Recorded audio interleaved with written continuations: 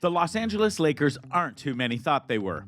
Because when the offseason came about in 2021 and the Lakers went out in the first round of the playoffs thanks to the Phoenix Suns, who would go on to the NBA Finals, many felt that improvements needed to be made in order to ensure that things went a certain path. Sure enough, they made moves, and many claimed that they could be good with these moves. But others saw a team that had more age than anything else. Sure enough, they're in a state right now where they might not even make the playoffs. And yet, some are trying to spin this for the positive. Allow us to show you how Russell Westbrook encourages Lakers to stick to their work to gain confidence back. Westbrook. The Los Angeles Lakers have hit a major snag in their season. After hovering around 500 for much of the first half of the year, they have fallen on hard times since the All-Star break. In the Lakers' last 11 games or so, Russell Westbrook is particularly struggling.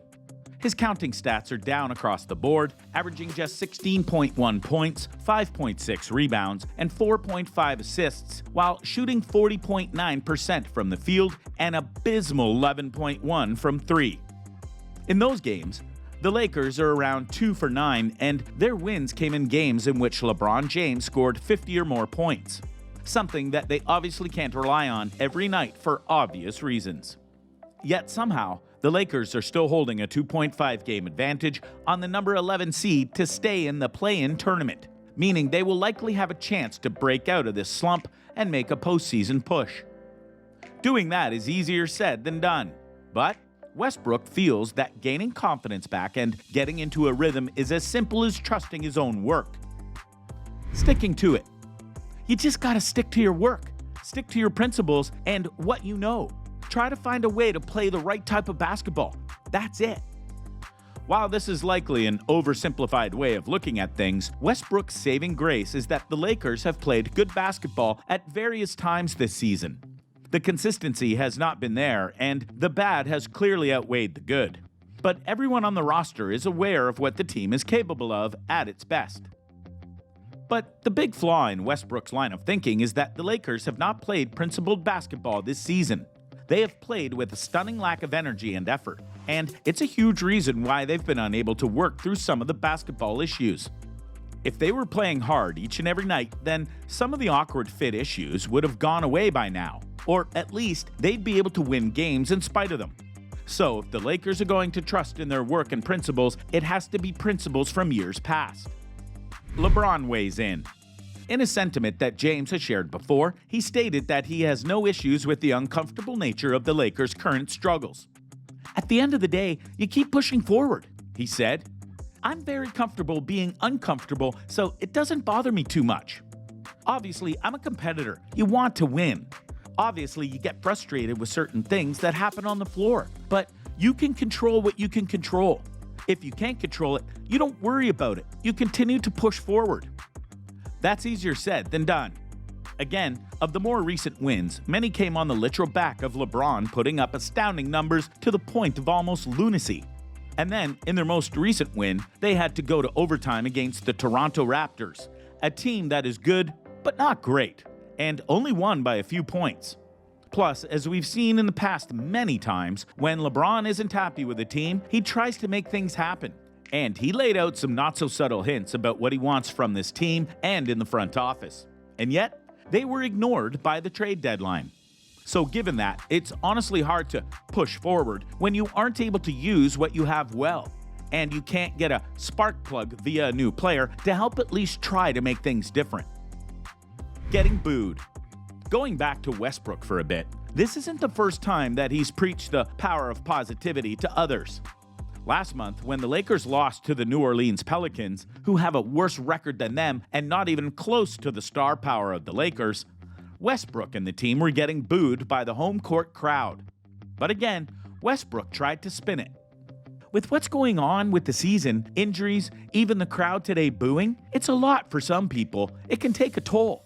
Westbrook said after the game, "All I can do is stay positive, keep encouraging my teammates, and keep building confidence in our locker room," Westbrook added. He didn't stop there, though. "During times like these, everybody likes to point fingers," Westbrook said. "That's the easy way out. instead of owning what we do and making sure we have each other's backs and are there for your brother. As for the booing goes, Westbrook dismissed the notion that he takes it home with him. "Do I take it home with me? Nah," he said with a smile. "I've got 3 beautiful kids at my house and my wife. I ain't taking it home. They can take their booing and they can take their ass home. I ain't worried about that. It doesn't bother me none." We wouldn't be so bold as to say that it really doesn't affect him. But Westbrook is a bit of an infamous player in the NBA, and he's used to getting booed in various ways and by various fan bases. As a result, he might believe at least part of what he's saying. But then again, it's been almost a month since the previous positivity message, and it's not working. At all. Sure, he can act positive all he wants, and that's definitely better than being a jerk, which Westbrook knows all about. But that doesn't mean it'll save a season that was supposed to be legendary and yet was anything but. The faux star squad. Here's the thing.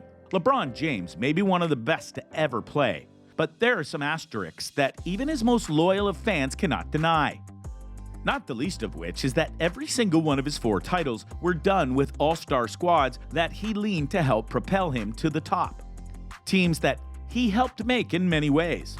He went to Miami so he could join his best friend Dwayne Wade, and they brought Chris Bosh with them to round out the group. When he went back to Cleveland, Kyrie Irving was already there, but it wasn't until they brought in Kevin Love that they were able to finally win a title for Cleveland, and even then, there was serious luck and choking involved. And when he went to the Lakers, it was a disaster until they got Anthony Davis, and they only won in the bubble season where they had a 6-month break to heal up from the season they just had before doing the playoffs.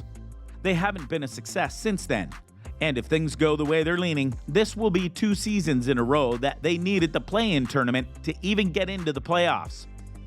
Something that LeBron didn't like last season when they were the 8th seed, but is going to appreciate now given that they're at the 9th seed. The sad part is also that the Lakers have done this before, where they tried to get an experienced superstar squad to help them get a title, but it fell flat on its face. Last time around, it was Kobe Bryant, Steve Nash, Dwight Howard, and others that rooted that squad. But not unlike what the Lakers are seeing now, it ended with injuries, a low regular season record, and it would be without a playoff run without this play-in tournament. This goes to show you the golden rule of sports. You can have the superstar squad all you want, but if they don't work well together and to elevate the team as a whole, it ain't worth it. So, what do you think? What do you think of this look at the Los Angeles Lakers and whether a positive attitude will help them recover enough to make a run in the playoffs? Do you think that there's any chance of them doing just that? Or are they so down in the dumps right now that this would be a fantasy at best? Let us know in the comments below, and we'll see you next time on the channel.